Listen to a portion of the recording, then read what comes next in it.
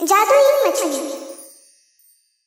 निसर्ग की सुंदरता से भरे एक तालाब के किनारे एक मछुआरा और उसकी पत्नी रहते थे।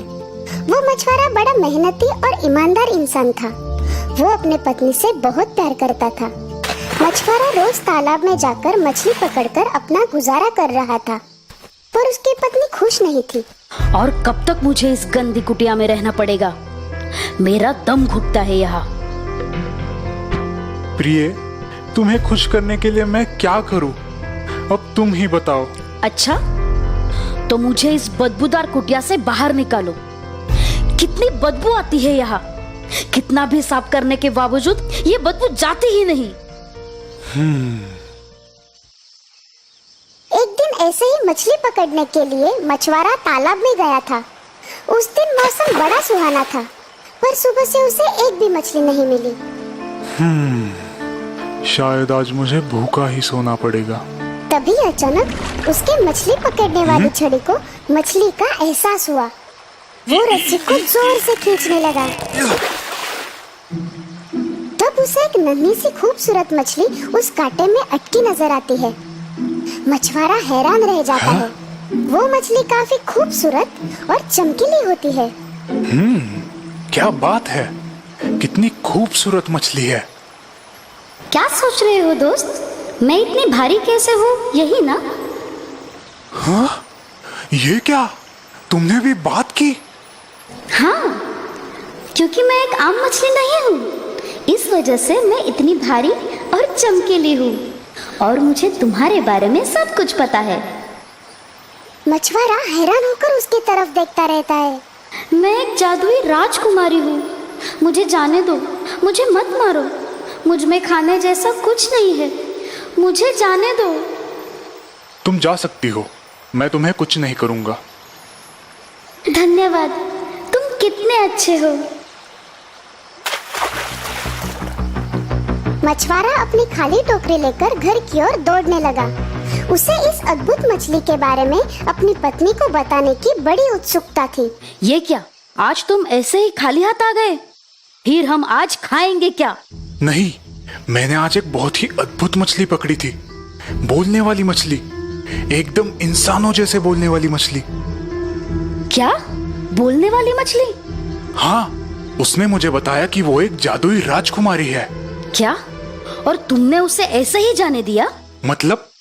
तुम्हें पता है ना हम कितने गरीब हैं। हमारे पास एक बदबूदार कुटिया है। तुम उसकी जान के बदले जो चाहे मांग सकते थे। कम से कम तुम उससे एक बड़ा सा घर तो मांग लेते। प्रिय, हमें जो है उसमें खुश रहना चाहिए। मुझे कुछ नहीं सुनना। तुम अभी जाओ, नहीं तो मैं तुमसे बात नहीं करूंगी। अब मछुआरे के पास समुंदर की ओर जाने के अलावा कोई चारा नहीं था। वो फिर उसी जगह पर आता है, पर अब उस जगह का माहौल थोड़ा अलग है। पानी अब थोड़ा हरा हो चुका है। जादुई मछली, क्या तुम मुझे सुन रही हो? मुझे तुम्हारी मदद चाहिए। हाँ? मेरी छोटी सी कुटिया में मेरी पत्नी खुश नहीं है। वो बंगले में रहना चाहती है। क्या तुम घर वापस जाओ। उसे वो मिल चुका है। मछुआरा हैरान होता है और अपने घर की ओर भागता है। उसकी कुटिया एक शानदार बंगला बन चुकी थी। प्रिय, क्या अब तुम खुश हो? हम यहाँ हमेशा के लिए रह सकते हैं। क्या? हमेशा के लिए? कुछ दिन बीत जाते हैं। अब मछुआरे की पत्नी को ये बंगला भी छोटा लगने लगता है। गुड मॉर्निंग पति महाशय। मैं अब जो बोल रही हूँ वो ध्यान से सुनो। ये घर हमारे लिए छोटा पड़ रहा है। मुझे अब एक महल चाहिए और मुझे वहां की रानी बनना है। तुम अभी के अभी उस जादुई मछली के पास जाओ और ये मांग बताओ। क्या? अब तुम्हें रानी क्यों बनना है? हमारा ये घर काफी बड़ा है। इसका फैसला मुझे करने दो।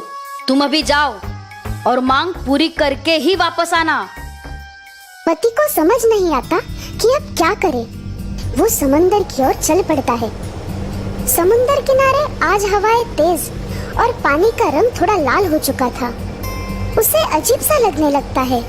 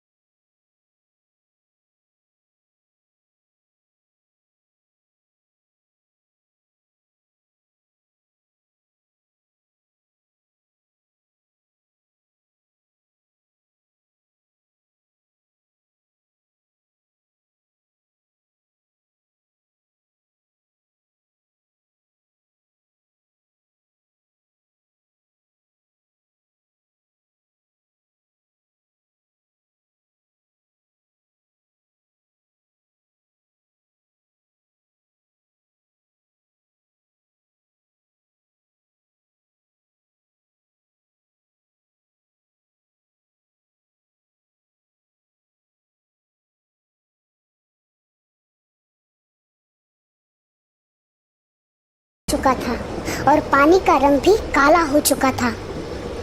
हाँ, ये सब क्या है? जादू की मछली, क्या तुम मुझे सुन सकती हो?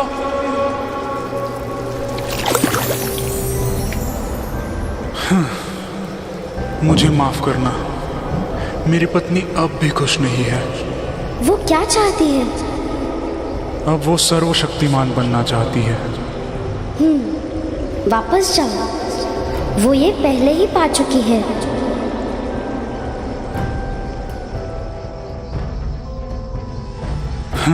न जाने अब मेरी पत्नी ने क्या किया होगा। जैसे ही वो महल के अंदर पहुंचता है, उसे कोई नजर नहीं आता। पूरा महल खाली रहता है। ये क्या? प्रिय, तुम कहाँ हो? प्रिय, कहाँ चली गई है? सब जगह ढूंढने के बाद वो भागकर समुंदर की ओर जाता है। वो देखता है कि पानी अब शांत और पहले जैसा नीला हो चुका है। वो फिर एक बार जादू की मछली को आवाज लगाता है। जादू की मछली, क्या तुम मुझे सुन सकती हो? क्या तुम बता सकती हो कि मेरी पत्नी के साथ क्या हुआ है? मैंने उसे सर्वशक्तिमान बनाया है। अब वो अदृश्य है और सर्वशक्तिमान को कोई नहीं देख सकता। नहीं, ऐसे मत करो। मुझे मेरी पत्नी वापस लौटा दो। माफ करना दोस्त, मैं वरदान पलट नहीं सकती। तुम ऐसा नहीं कर सकती। तुमने मेरे पत्नी की सारी मांगे पूरी की, पर मैंने तुम्हारी जान बचाई है। कृपया मुझे मेरा वरदान दो। तुम सही हो, बोलो तुम क्या चाहते हो? मैं चाहता हूँ कि मेरी पत्नी मेरे साथ हमेशा खुश रहे। ठीक है, वापस जाओ मित्र। अब उसके पास वो सब कुछ है जिससे तुम दोनों खुश रहोगे। मछुआरा घर वापस आते ही हैरान हो जाता है। उसे अपनी पहले वाली कुटिया दिखाई देती है। दरवाजे पर उसकी पत्नी हंसते हंसते उसका इंतजार कर रही थी। पति को देखते ही वो उसकी ओर जाती है और उसे गले लगाती है। मुझे माफ कर दो, मैंने तुम्हें मेरी खुशी के लिए बहुत तकलीफ दी। मगर अब मैं ये जान चुकी हूँ, सिर्फ धन और दौलत हमें कभी खुशी नहीं दे सकते। खुशी तो हमारे मानने पर ही निर्भर है। मैं तुम्हारे साथ खुश हूँ। उस दिन के बाद मछुआरे की पत्नी ने उससे किसी बात की मांग नहीं की। मछुआरे को अब अपनी कुटिया में किसी बात की कमी नहीं थी। वो अपनी छोटी सी कुटिया में ही प्यार से रहने लगे। तो दोस्तों, इस कहानी से हमें ये सीख मिलती है कि हमारी मेहनत और ईमानदारी से हमें जो कुछ मिलता है उसमें हमें खुश रहना चाहिए। लालच से केवल पछतावा होता है।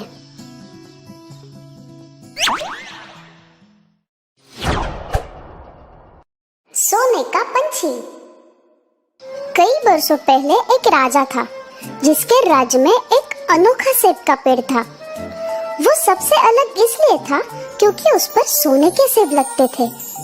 राजा का एक वफादार माली हर रोज उन सेबों को गिनता था और राजा को बताता था।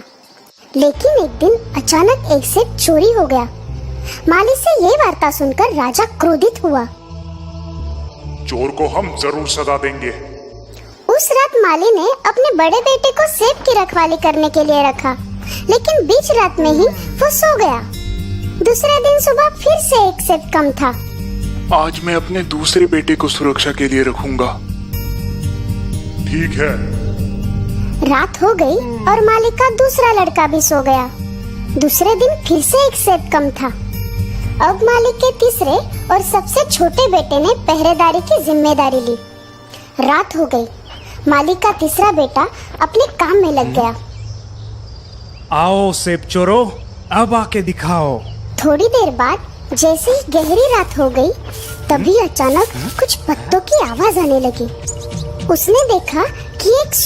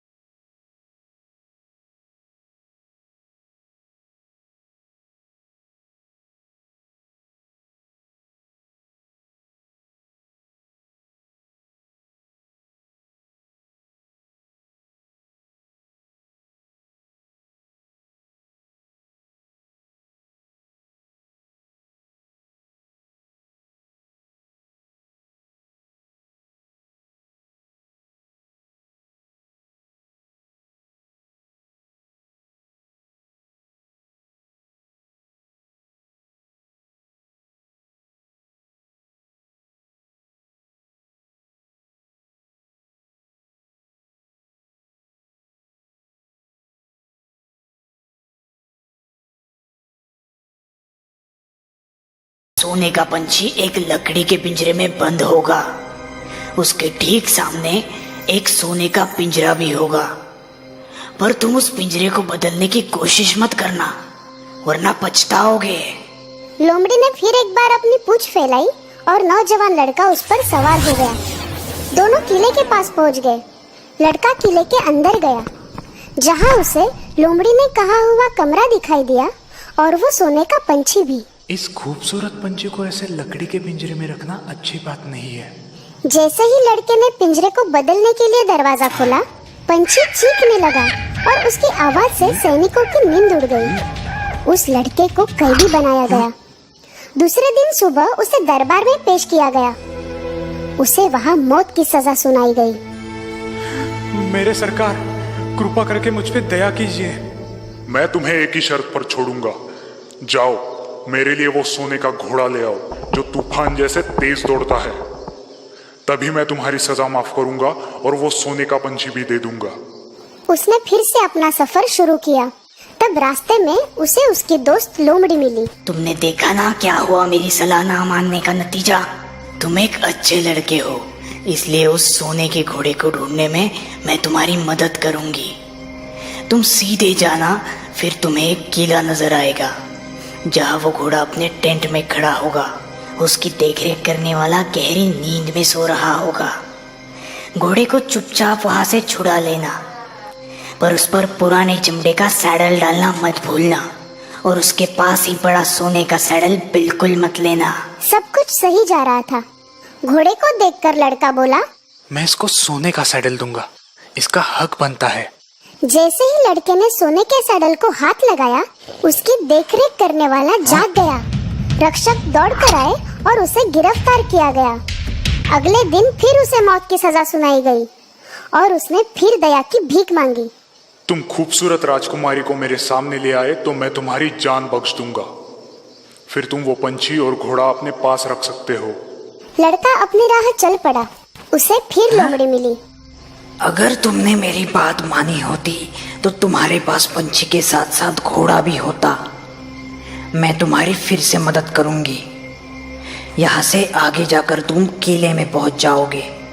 वहाँ तुम्हें राजकुमारी मिलेगी, उसके हाथ को थाम लेना। मध्य रात्रि को राजकुमारी नहाने जाती है, तब वो तुम्हें रास्ता बताएगी। पर ध्यान रहे, तुम उसे माँ बाप के पास विदाई देने मत जाने देना। लोमड़ी और लड़का किले के पास पहुंच गए। लोमड़ी ने जैसे कहा था, लड़के ने ठीक वैसे ही किया। मध्य रात्रि को राजकुमारी के साथ निकला, लेकिन निकलते निकलते लड़की ने रोते हुए कहा कि वो अपने पिता से मिलना चाहती है। आखिर लड़के ने उसकी बात मान ली, लेकिन जैसे ही वो अपने पिता से मिलने आई, लड़के को फिर से बंदी बनाया गया। तुम मेरी बेटी को तब तक नहीं ले जा सकते जब तक तुम सामने वाले पहाड़ को 8 दिन में तोड़कर नहीं हटा दे। वो पहाड़ इतना विशाल था कि वो अकेले ये काम नहीं कर सकता था। 7 दिन होने के बाद भी वो पहाड़ का कुछ ही हिस्सा तोड़ पाया। निराश होकर वो बैठा ही था। तभी अचानक उसकी दोस्त लोमड़ी वहाँ पर आ गई। तुम सो जाओ, मैं ये तुम्हारा काम कर देती हूँ। और सुबह होते ही पहाड़ गायब था। राजा ने खुश होकर उसे अपनी बेटी सौंप दी। नौजवान और राजकुमारी वहाँ से चल पड़े। रास्ते में उसकी मुलाकात फिर लोमड़ी से हुई। अब तुम तीनों को ले जा सकते हो, राजकुमारी, घोड़ा और पंछी भी। सच? पर कैसे? ध्यान से सुनो। तुम राजा के पास जाओ और उसे राजकुमारी दे दो, वो बहुत खुश होगा। फिर तुम घोड़े पर सवार होना और उनसे विदा लेना। राजकुमारी से आखिर में हाथ मिलाना और तभी झट से उस घोड़े पर बैठना और जितना तेज हो सके वहां से निकलना। उसके बाद दूसरे किले में जाना जहाँ पंछी है। मैं राजकुमारी के साथ बाहर रुकूंगी। तुम घोड़े को दयालु राजा को दिखाना, फिर वो पंछी को बाहर ले आएगा। उससे पंछी देखने के लिए मांगना। जैसे ही तुम्हारे हाथ में पंछी आएगा, तुम वहां से निकल जाना। जैसे लोमड़ी ने कहा, सब कुछ वैसे ही हुआ। तुम्हारा शुक्रिया मेरी प्यारी दोस्त। तुम्हारे बिना मैं कुछ नहीं कर पाता। बोलो, मैं तुम्हारे लिए क्या कर सकता हूँ?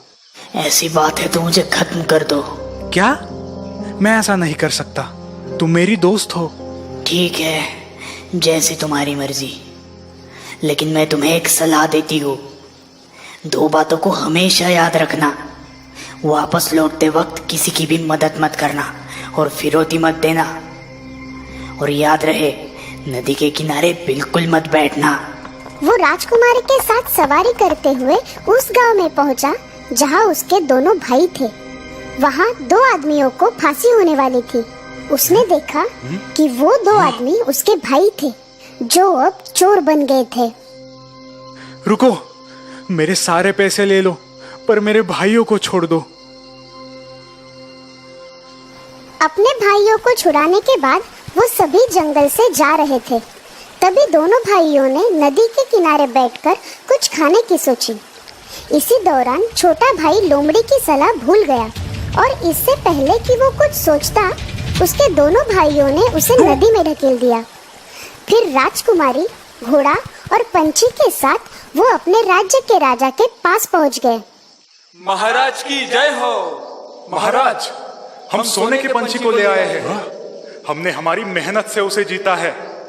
फिर शाही जश्न की तैयारी की गई, लेकिन इस बार घोड़े ने कुछ नहीं खाया, पंछी ने गाना नहीं गाया और राजकुमारी तो रोने लगी।